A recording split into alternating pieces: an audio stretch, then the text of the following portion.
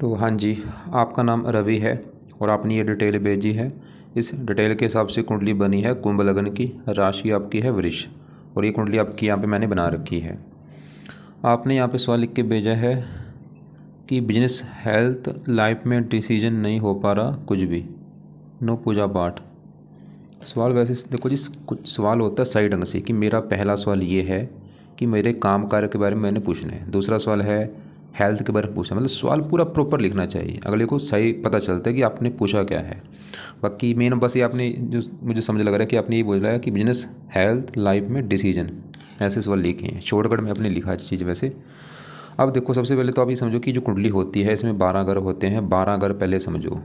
ये है आपकी कुंडली में पहला घर, ये है दूसरा घर, तीसरा, चौथा, पाँचवा, छठा, सातवां, आठवां, नौवां, 10वां, 11वां और ये 12वां घर। अब ये जो 12 घर हैं, इन 12 घरों से आपके जीवन के बारे में कुछ ना कुछ पता किया जाएगा। जैसे कि इस पहले घर से हम पता करेंगे आपका जो शरीर है वो कैसा होगा, हेल्थ कैसी होगी, स्वभाव कैसा, रंग रूप कैसा। दूसरा घर आपके है धन का, तीसरा घर छोटे भाई बहनों का है, चौथा घर आपकी माता, मकान, वाहन, पाँचवा घर बच्चों का, छठा घर है शत्रु, रोग, कर्जा, सातवां घर है आपकी पत्नी का घर, आठवें घर से उम्र देखेंगे, नौवें घर से भाग्य, 10वां घर काम काज, 11वां घर आमदनी लाभ और 12वें घर से आपके खर्चे देखे जाएंगे। तो आपने यहाँ पे मेरी 2 बातें नोट करनी है। पहली बात, जो मैंने ये 12 घर लिखे हैं इनको याद कर लो। दूसरी बात, इन 12 घरों से जो कुछ देखा जाएगा वो याद कर लो। अब आप ये देखो, अपनी कुंडली में देखना क्या है वो घर देख लो। जैसे मान लो आपने देखना अपनी पत्नी के बारे में देखना है, तो पत्नी का जो घर है वो है 7वां घर। तो 7वें घर से आपकी पत्नी के बारे में हम जानेंगे।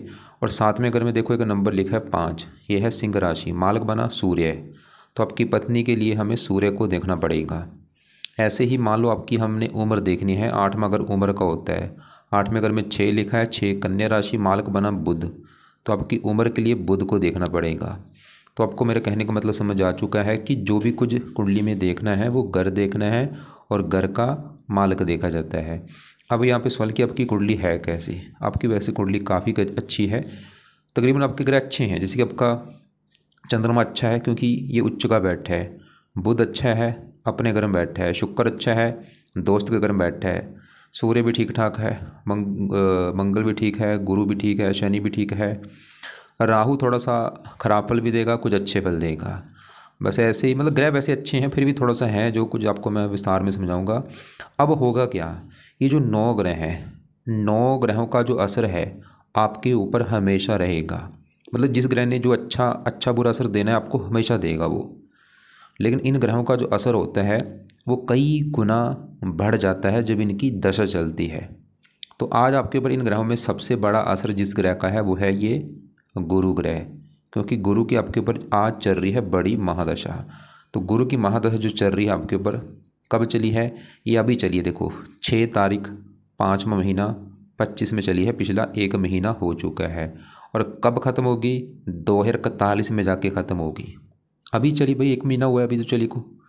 और एक होती है अंतरदशा, वो भी गुरु की है, वो भी अभी चली है 6/5/25 में और ख़त्म 27 में होगी। मतलब अभी मैंने भी क्या बोला कि आपके जीवन में जो कुछ हो रहा है पिछले खासकर 1 महीने से या आगे होगा, वो बड़ा कारणीय गुरु ग्रह होगा। असर देखो, दोबारा ध्यान से समझ लो, असर आपके ऊपर सभी 9 ग्रहों का है आज भी, लेकिन 9 दूसरे ग्रहों का असर थोड़ा सा है, लेकिन ज़्यादा असर गुरु का है। गुरु का असर आपके ऊपर बहुत ज़्यादा है। मतलब आपके जीवन में जो भी चीज़ अभी हो रही है, जो होगा आगे, वो कहने के कारण आपका गुरु जरूर होगा। अब सवाल कि गुरु अच्छा है या बुरा है। अगर तो क्योंकि अच्छा है भाई गुरु आपका, फिर तो देगा अच्छे फल जीवन में। अगर बुरा है बुरे फल देगा। तो सवाल कि अच्छा है या बुरा है, तो गुरु आपको 100 में से 70-80% अच्छे फल देगा, 10-20% खराब फल देगा। मतलब ज़्यादा अच्छा है आपका।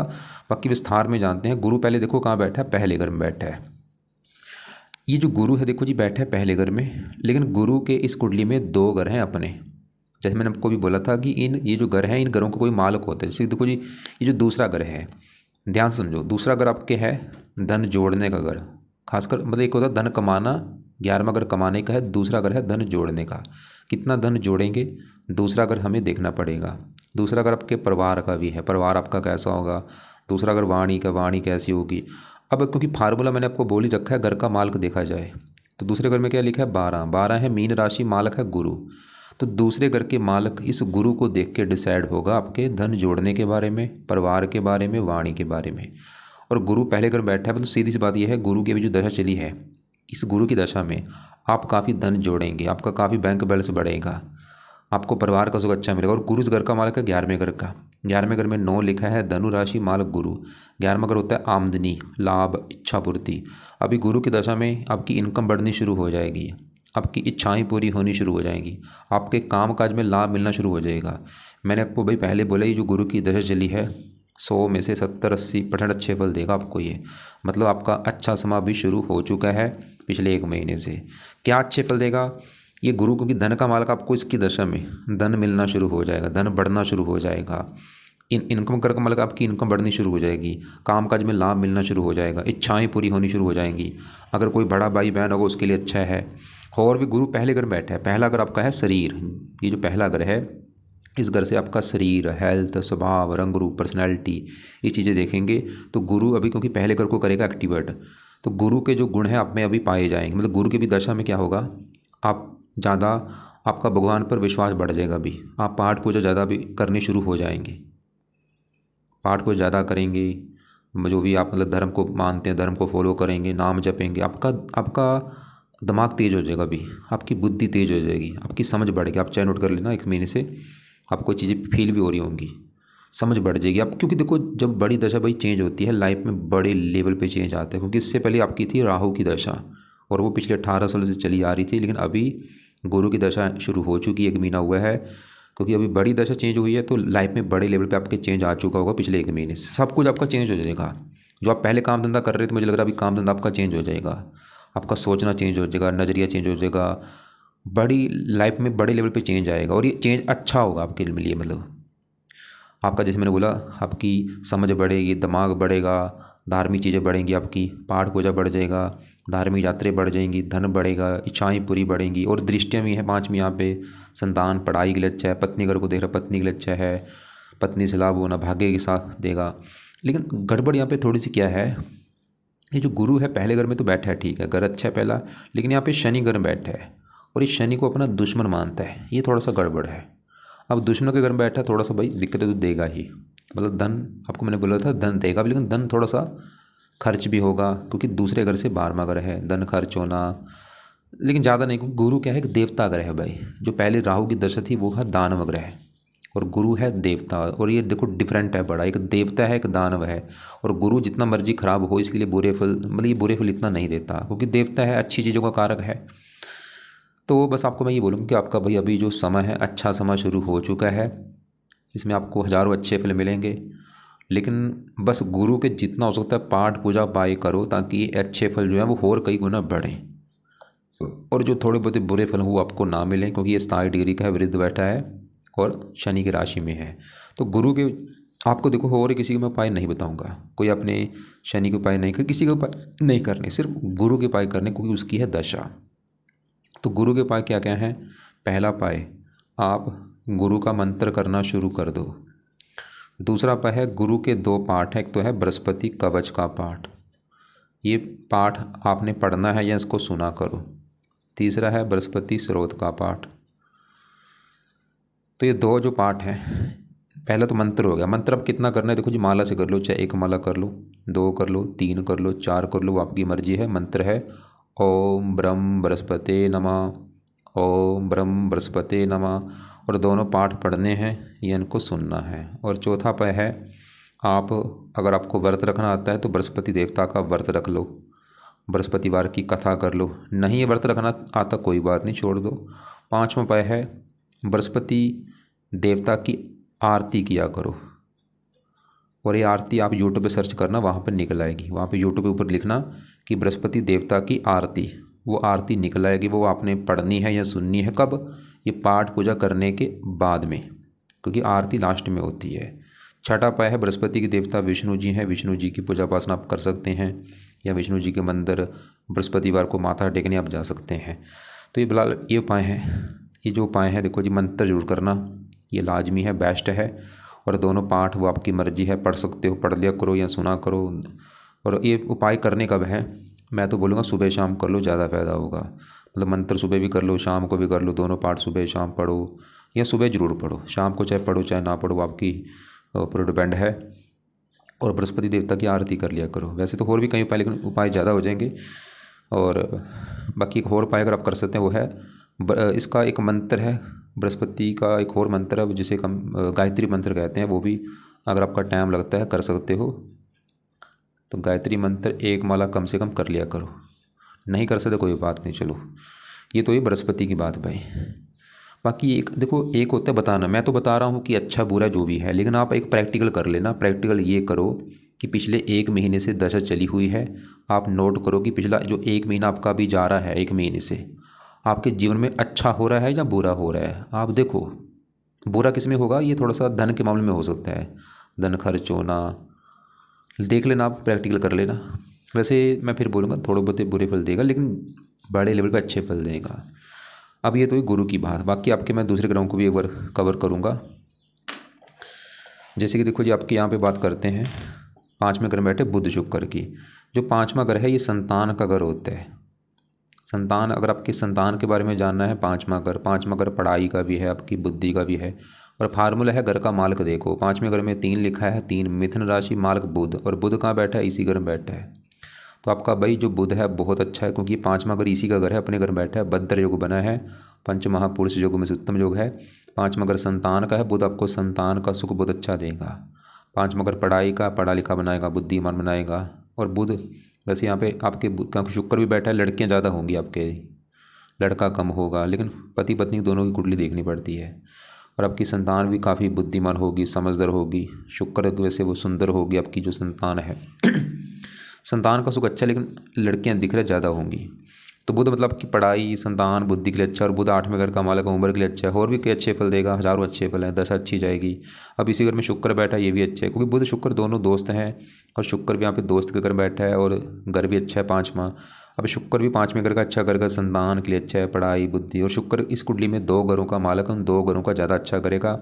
एक तो शुक्र का घर है ये 9वां घर, 9वें घर से आपका भाग्य देखेंगे, भाग्य कैसा होगा। 9वां घर, 9वें घर में 7 लिखा है, मालिक शुक्र। तो भाग्य शुक्र कहाँ बैठा है, संतान घर में। संतान होने के बाद आपका भाग्य साथ देगा, खासकर लड़की संतान होने के बाद शुक्र ये दिखा रहा है, या लड़की के द्वारा भी आपका भाग्य होगा, वो भी आपकी किस्मत को चमकाएगी। और शुक्र इस घर का भी मालिक है, चौथे घर का। चौथे घर में 2 लिखा है, वृष राशि, मालिक शुक्र। चौथा घर है माता, मकान, वाहन। माता, मकान, शुक्र आपको लाइफ में माता, मकान, वाहन का सुख अच्छा देगा। और चौथा सुख, सुख संतान, संतान सुख देने वाली होगी आपकी, लड़की जो संतान होगी उससे आपको सुख मिलेगा। तो शुक्र भाई आपका अच्छा, शुक्र की वजह से आपको संतान का सुख अच्छा, माता, मकान, वाहन का सुख अच्छा, भाग्य, खासकर लड़की जब आएगी आपकी, मतलब लड़की पैदा हो चुकी है तो आपकी किस्मत चमक जाएगी, भाग्य भी साथ देगा, मकान, वाहन, ये सुख बढ़ने शुरू हो जाएंगे।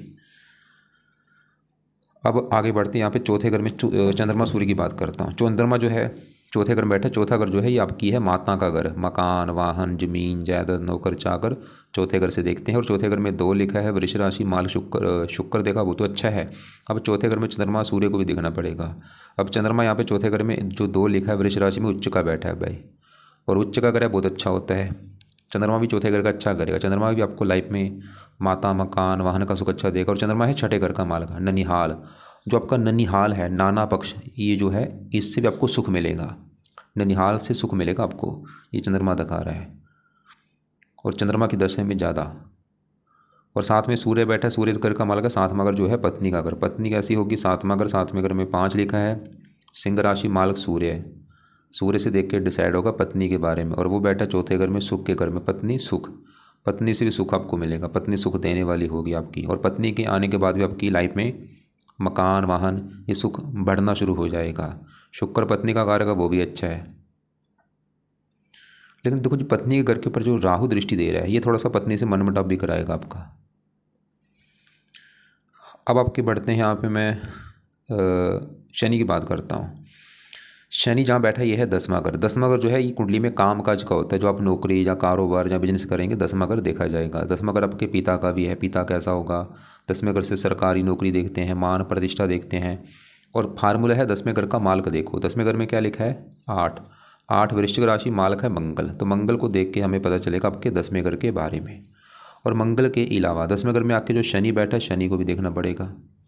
तो पहले मैं शनि की बात करूँ तो शनि आपका है अच्छा, क्योंकि शनि 10वें घर में जहाँ बैठा है ये मंगल का घर है, और शनि क्या है इस पूरी कुंडली का मालक है, लग्नेश है। जहाँ ये गुरु बैठा था पहले घर में, पहले घर में देखो 11 लिखा, मालक शनि है, मतलब पहला अगर आपका मैंने बोला था शरीर, शरीर का मालक कौन, शनि 10वें घर में बैठा है। शनि आपके भाई 10वें घर का अच्छा करेगा, काम काज के लिए अच्छा है, पिता सरकार मान प्रतिष्ठा अच्छी। लेकिन अब 10वें घर में जो 8 लिखा है मालक मंगल, अब देखो जी मंगल की बात करूँ, मंगल बैठा है 11वें घर में, गुरु की राशि है मित्र राशि, ठीक है दिख तो रहा है अच्छा है क्योंकि 11वां घर है, लेकिन यहाँ पे गड़बड़ हो चुकी है। गड़बड़ क्या है, मंगल आपका मैंने देखा है चलत कुंडली में जा रहा है 12वें घर के ऊपर, और 12वां घर अच्छा घर नहीं होता, 12वें घर से खर्चा हानि, मतलब काम काज घर का मालक मंगल 12वें घर के ऊपर जाएगा, तो मंगल थोड़ा सा आपके काम काज में दिक्कतें पैदा करेगा, काम काज के ऊपर खर्चा होना, काम काज की हानि होना, थोड़ा सा ज़्यादा नहीं वैसे, और वो भी मंगल की दशा में थोड़ा सा दिक्कतें बढ़ सकती हैं आपकी। तो यहाँ पे मंगल के लिए मैं आपको बोलूँगा, अगर आपका काम का जब कुछ ना कुछ दिक्कतें आती हैं, थोड़ा सा कारणीय मंगल है, तो भाई मंगल के लिए आप हनुमान जी की पूजा उपासना कर सकते हैं। अब ऐसे ही तीसरे घर में राहु बैठा है, मंगल की राशि है, ये जो 3 1 लिखा है ये मंगल का घर है। और राहु जो है, वैसे तो राहु देखो जी तीसरे घर में कई प्रकार के अच्छे फल देता है, लेकिन ये दुश्मन का जो घर है, इस मतलब राहु जो है, सवाल कि राहु अच्छा है जो बुरा है, राहु आपको रले मिले फल देगा, अच्छे फल भी देगा बुरे फल भी देगा। तीसरे घर से 5वीं दृष्टि डालेगा 7वें घर के ऊपर, पत्नी घर के ऊपर, थोड़ा सा पत्नी से मनमुटाव भी होगा, और 9वीं दृष्टि पड़ेगी 11वें घर के ऊपर, यहाँ पे है नीच राशि, ये 11वें घर की हानि करेगा राहु आपका, इनकम को लेकर दिक्कतें आना, प्रॉपर लाभ ना होना, और राहु की दशा में दिक्कतें बढ़ती हैं। और राहु की दशा मैंने बोला पहले आपकी निकल चुकी है, मतलब आपका भाई अभी जो समय है ये तो अच्छा समय है, पहले आपका जो बुरा समय था राहु वाला वो तो अभी ख़त्म हो चुका है। और तीसरे घर में बैठा राहु वैसे मेहनती साहसी बनाता है, फिलहाल अभी राहु की दशा तो है नहीं, फिर भी आप राहु का क्या करो, राहु का दान कर दिया करो, शनिवार के दिन इसकी जो वस्तुएं हैं उनका दान करते रहो, क्योंकि ऐसा नहीं कि आज आपके ऊपर असर राहु का नहीं है, जो असर पहले इतना था वो अभी है लेकिन कम है, कम हो चुका है। तो राहु का दान आप शनिवार को कर दिया करो। केतु 9वें घर में कई प्रकार के अच्छे फल देगा, ज़्यादा तो कुछ दूसरे ग्रहों को मैं ज़रा कवर नहीं करूँगा, बस मैं मेन आपको ही बोलूँगा कि आप वैसे कुंडली ठीक है आपकी, कोई ऐसी मुझे दिक्कत नहीं दिख रही, बस फिलहाल अभी जो समय आपका शुरू हुआ है गुरु की वजह से, ये क्योंकि गुरु सब देखो सबसे मेन बात तो है, गुरु जो है एक देवता ग्रह है और ये देवताओं का गुरु है। गुरु आपका देखो कोई 6, 8वें 12वें घर में नहीं बैठा, कोई नीच का नहीं बैठा, नीच का होता तब दिक्कत आती, ठीक है दुश्मन का ग्रह है, लेकिन फिर भी भाई क्योंकि मैंने बोला ये देवता ग्रह होने की वजह से, ऐसे मैंने हज़ारों कुंडलियाँ देखी, जब भी गुरु पहले घर में चाहे शनि की राशि हो कोई भी राशि हो अच्छे फल देता है, और जिन घरों का मालक उन घरों को लेकर ज़्यादा अच्छा करेगा, धन के लिए अच्छा है, इनकम के लिए अच्छा, बस गुरु के आप उपाय करो। तो दोबारा फिर बोलूँगा, गुरु का मंत्र जितना हो सकता है आप जितना कर सकते हो ज़रूर करो भाई, अगर दोनों टाइम कर सकते हो दोनों टाइम करो, या एक टाइम इसको ज़रूर करो सुबह के टाइम। और बृहस्पति के दोनों पाठ 2-2 मिनट के पाठ हैं, 4 मिनट लगते हैं ये पाठ पढ़ने में, आपकी मर्जी, आप इनको चाहे 2-2 3-3 बार भी पढ़ सकते हैं, ज़्यादा नहीं पढ़ सकते तो एक एक पाठ ये जरूर पढ़ना है या सुनना है। और व्रत अगर रख सकते हो बृहस्पतिवार का व्रत रख लो, बृहस्पतिवार के दिन कथा कर लेना बृहस्पतिवार की, अगर आपको लगता है कि भाई मैंने व्रत कभी नहीं रखा तो रहने दो चाहे। और बृहस्पति की जो आरती है वो पढ़नी है या सुननी है वो ये पाठ पूजा करने के बाद में। और विष्णु जी इसके देवता हैं गुरु जी के, तो आप विष्णु जी का अगर कोई मंदिर है वहाँ पे जा सकते हैं, या विष्णु जी का कोई ना कोई पाठ पढ़ लिया करो। विष्णु जी का एक पाठ है, विष्णु सहस्त्र नाम का एक पाठ है, वो आप पाठ पढ़ सकते हैं। और बृहस्पति गायत्री मंत्र अगर ये संस्कृत में है, थोड़ा सा आप देख लेना, अगर आपको लगता है कर सकता हूँ कर लेना, चाहे रहने देना। और बाकी मैंने आपको मंगल के लिए बोला है हनुमान जी की पूजा उपासना अगर कर सकते हो कर लो, राहु का दान कर दिया करना शनिवार को या बुधवार को। और एक आपने मुझे बोला था आप शिव जी की पूजा उपासना करते हैं, तो आपको मैं ये बोलूँगा कि आप अगर शिव जी पूजा उपासना करते हैं, शिव जी की पूजा उपासना में सबसे बेस्ट है शिव जी का जो मंत्र है वो जपना। और मंत्र कौन सा है, ओम। तो ये जो ओम है ये सुबह अपना बैठ जाओ पूजा स्थान में, रोजाना बैठना है, बैठ के अपना पूजा स्थान में इस मंत्र को 10-20 मिनट जपा करो, पूरी आंखें बंद करके भावना से हाथ जोड़ के ओम ओम ऐसे जपना है। ये नहीं जप सकते जहाँ ये जप लो ओम नमः शिवाय, ओम नमः शिवाय। आपने बोला था चलते फिरता करता हूँ, लेकिन वो भी ठीक है, लेकिन वो भी करो, लेकिन जो बैठ के करोगे पूरी भावना से, सुबह का टाइम, क्योंकि जो सुबह का टाइम होता है ब्रह्म मुहूर्त का टाइम होता है, उसमें आपको फ़ायदा ज़्यादा होगा। तो जल्दी उठो, 4-5-6 बजे जितना जल्दी उठ सकते हो बैठ जाओ पूजा स्थान में। रोजाना कम से कम 10-15 मिनट ये जपा करो, चाहे ओम जप लो चाहे ओम नमः शिवाय जपो। और वैसे इसमें जैसे मैंने बोला कि आप एक बार देख लेना, ये दशा जब से चली 1 महीना हो चुका है। और आपने मुझे बोला पन्ना अपने छोटी उंगली में धारण कर रखा है, ठीक है पन्ना पहन सकते हैं। और आपने शनेला पहन रखा है, गुरु का उपरतन है ये। और आपने बोला नो पूजा पाठ रिसेंट में, ओनली मन में शिव मंत्र। शिव जी का मंत्र ठीक है चलते फिरते भी करो, लेकिन मैंने बोला सुबह के टाइम जरूर करो।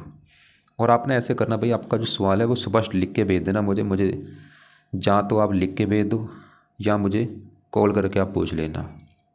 और अभी जिस मैंने बोला जब बड़ी दशा लाइफ में चेंज होती है ना, तो सब कुछ चेंज होता है बंदे का, खाना पीना रहना सहना। हो सकता है आपकी अभी गुरु की जो काम है उनमें आपकी रुचि बढ़ जाए। अब गुरु के आपको यहाँ पे काम मैं दिखा भी देता हूँ। ये गुरु की काम है, ब्राह्मण का काम होगा, धर्म उपदेशक का काम, धार्मिक स्थान, धार्मिक बिजनेस, कर्मकांड, ज्योतिषी, राजनीति, न्यायालय संबंधित से काम, कानून का काम, वकील, बैंक काम, पुराण अध्यापक काम, शिक्षक, पुस्तकालय, पुरोहित, किताबों से संबंधित काम होगा, पीले पदार्थ, स्वर्ण, सोने का काम हो, संपादक, कागज से ब्याज और सभी प्रकार के फल, मठियाइयाँ, मोम घी करियाना। इसके अलावा और भी गुरु के काम आपको मैं लिख के भेज दूंगा, आप मुझे बोल देना। तो उम्मीद करता हूँ आपको जो मैंने समझाया समझ आ चुका होगा।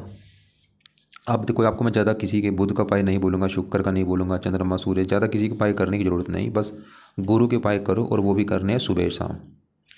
और बाकी शिव जी का जो आपने बोला, शिव जी आप भक्त हैं, शिव जी पूजा उपासना करते हैं, बस शिव जी का मैंने बोला है मंत्र जरूर करो 10-20 मिनट अपना रोजाना सुबह को बैठ के। सुबह अगर दोनों टाइम कर सकते तो शाम को भी करोगे ज़्यादा फायदा होगा, नहीं तो सुबह जरूर करो भाई, जल्दी उठ जाओ, सुबह बैठ के ये नाम जपा करो। और बाकी राहु का दान बोला है, वो दान क्या है राहु का आपको मैं वीडियो भेज दूंगा। वैसे इसका एक दान है, सतनाज्य का दान है, 7 प्रकार के अनाज होते हैं, पंछियों को डाल दिया करो। और मंगल के लिए अगर हनुमान जी का कर सकते कर लो, चाहे रहने दो ना। इसके अलावा भाई एक और आपको एडवाइस दूंगा, छोटे मोटे कर्म अच्छे करो, जैसे कि रोजाना कुत्तों को रोटी डाल दी, कौवों को रोटी डाल दी, गाय को रोटी डाल दी, कोई चींटियों को कुछ डाल दिया, गरीबों की हेल्प कर दी। और बाकी जितना हो सकता धार्मिक बनो, धार्मिक बनोगे तो आपकी कुंडली और एक्टिवेट ज़्यादा होगी। गुरु की भी दशा है ये, ज़्यादा गुरु की दशा में हमें धार्मिक पाठ बहुत ज़्यादा करने चाहिए, उससे गुरु को बल मिलता है। पीले कपड़े ज़्यादा पहन सकते हो आप।